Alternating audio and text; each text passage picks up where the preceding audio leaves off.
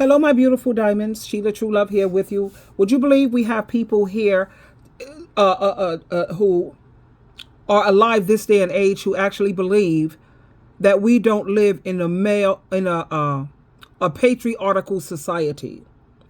Now, I'm listening to this young man here, and he's breaking it down for all of those who want to constantly go up against women who are trying to get these men to understand what women have been going through all throughout history when it comes to this patriarchal society. Let me share this with you. You going back and forth with the woman in my comment section, and you don't know what you're talking about. So I'm gonna jump in.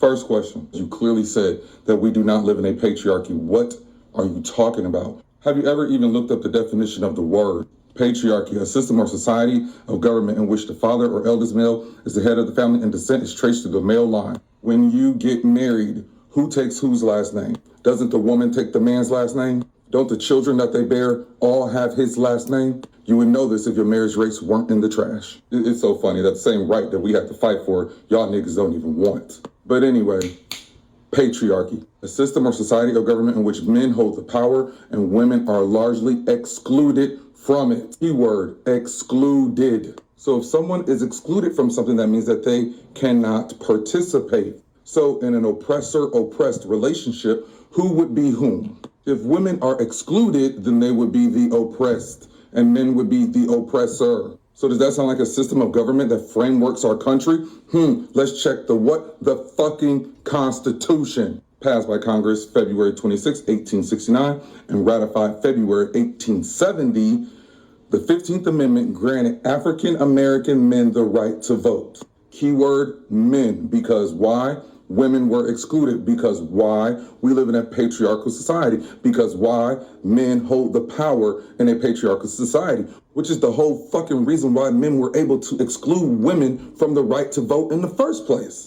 African Americans, meaning black men, exercised the right to vote and held office in many southern states through the 1880s. But in the early 1890s, steps were taken to ensure subsequent white supremacy. White supremacy, that is what? Racism, that is not sexism, because why? We live in a patriarchal society. And in a patriarchal society, men cannot exclude men from power based on their sex, because the male sex always has more power in a patriarchal society, which is why they had to resort to racism, not sexism. Why don't y'all fucking know this? To further prove that we live in a patriarchal society, passed by Congress June 4th, 1919, and ratified on August 18th, 1920, the 19th Amendment granted women the right to vote. Quickly, what does this mean? If black men were given the right to vote in 1870, but women weren't given the right to vote until 1920, then what sex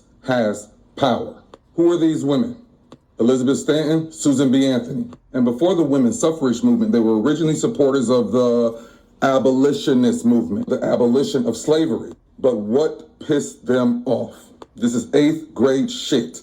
While the women's suffrage movement had its roots in anti-slavery, early suffrage leaders, including Elizabeth Stanton and Susan B. Anthony, were later split off from their alliance with the abolitionists. They were outraged that under the 15th Amendment, black men would get the right to vote while white women were still denied. The fuck you mean we don't live in a patriarchy? Our Constitution is based in a patriarchy. Now that we have that established, prove that a disparity in material harm exists between men and women that disaffects women. You got this? No, I got this. So I've already established that we live in a patriarchal society, something that you should have already fucking known. But we live in a patriarchal society, and in a patriarchal society, if there is an oppressor and the oppressed, because the men have the power, men are the oppressor and women are the oppressed.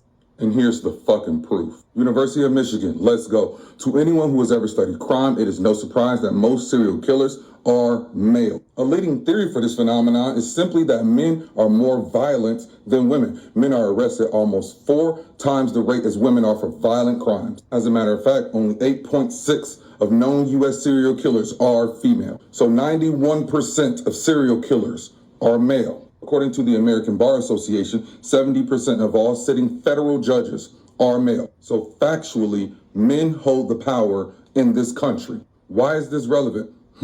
What happens to a serial killer that just so happens to be female? A serial killer that is only likely to become a serial killer 8% of the time. From age 15, Lee Wuornos worked prostitution's lowest and most dangerous trade.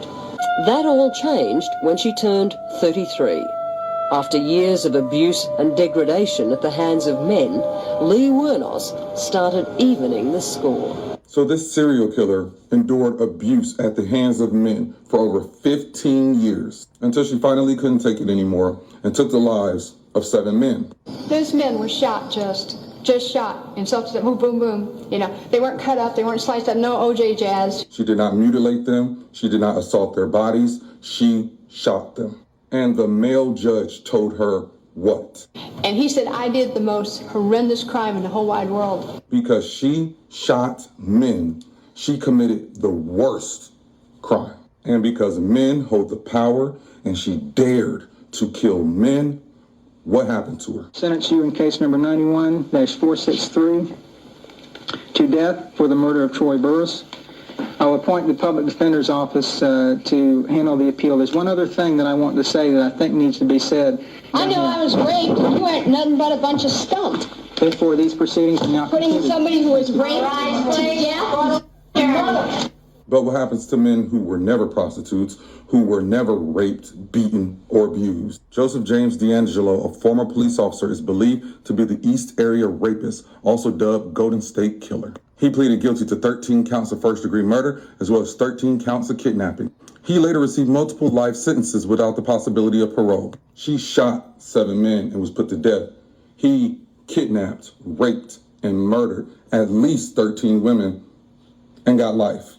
She shot 7 men and was sentenced to death. Jeffrey Dahmer raped, murdered, and dismembered 17 men and boys and received life in prison. Patrick Kearney, also known as the Freeway Killer, pleaded guilty to 21 murders he committed. He is serving life in prison. Gary Ridgway was sentenced to life in prison in 2003 after he admitted to killing 49 women. At least 14 murders have been officially linked to the Sunday morning slasher or Coral Eugene Watts. He died in prison, not on death row.